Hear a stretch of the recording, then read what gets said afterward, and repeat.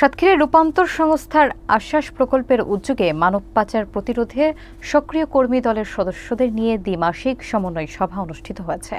শনিবার সকাল 10টায় সাতক্ষীরা শহরের ম্যানগ্রোভ কনফারেন্স হলরুমে অনুষ্ঠিত এই সভায় উপস্থিত ছিলেন আশ্বাস প্রকল্পের সমন্বয়কারী সুবল কুমার ঘোষ, প্রোগ্রাম অফিসার ও দীপ্তি রায়, কমিউনিটি ফ্যাসিলিটেটর মাহবুবুর রহমান এবং আশাশুনি, কালীগঞ্জ ও সাতক্ষীরা সদর উপজেলার সক্রিয় সিটিআইপি সদস্যরা।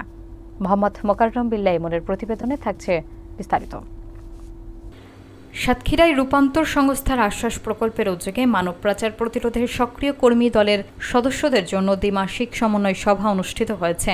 এই সভার মূল লক্ষ্য ছিল মানব পাচারের শিকারদের সহায়তা প্রদান, পুনর্বাসন প্রক্রিয়া নিশ্চিত করা এবং পাচার প্রতিরোধ কার্যক্রমকে শক্তিশালী করা। সভায় পাচারের শিকার ব্যক্তিদের সমাজের মূল স্রোতে ফিরিয়ে আনার উপায় এবং তৃণমূল পর্যায়ে সচেতনতা বৃদ্ধির কৌশল নিয়ে আলোচনা হয়। সিটিআইপি সদস্য আসাদুল ইসলামের পরিচালনায় এবং জাহিদ হাসানের সভাপতিত্বে সভায় বিশেষ অতিথি ছিলেন প্রকল্প সমন্বয়কারী সুবল কুমার ঘোষ। তিনি পাচারের শিকারদের আইনি সহায়তা, কাউন্সেলিং, অর্থনৈতিক পুনর্বাসন এবং সামাজিক সমর্থনের ওপর গুরুত্ব আরোপ করেন।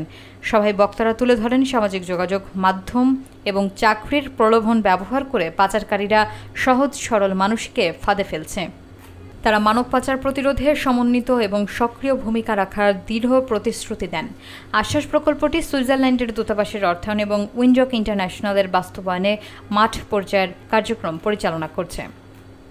আমি একজন সিটিপস অ্যাক্টিভিস্ট, কিভাবে মানুষ যাতে নিরাপদভাবে বাইরে যেতে পারে। সাতক্ষীরা সদর উপজেলার আমরা যারা সিটিপ অ্যাক্টিভিস্ট সদস্য রয়েছি, আমরা মূলত মানব পাচার প্রতিরোধের দায়বদ্ধতার জায়গা থেকে আমরা মূলত এই ধরনের যে ক্যাম্পেইন বিভিন্ন চায়ের দোকানে বা বিভিন্ন ধর্মীয় প্রতিষ্ঠানে, পাশাপাশি উঠান বৈঠক বা আমাদের যে ফ্রেন্ড সার্কেল আছে বা স্কুল ক্যাম্পেইন, এগুলোর মধ্য দিয়ে আমরা মূলত চেষ্টা করছি মানুষ যাতে আসলে নিরাপদ অভিবাসনটা করতে পারে। মানুষকে সচেতন করছে যে একটা মানুষ কিভাবে বিদেশ যাবে, কিভাবে তার কার্যক্রম মূল্য করবে, প্রশিক্ষণের মাধ্যমে বিদেশ গেলে তাদের লাভ ক্ষতি কি।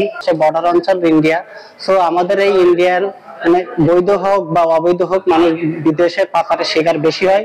তো আমাদের কাজ হলো যাতে মানুষ পাচারের শিকার না হয় সেই বিষয়ে কাজ করা।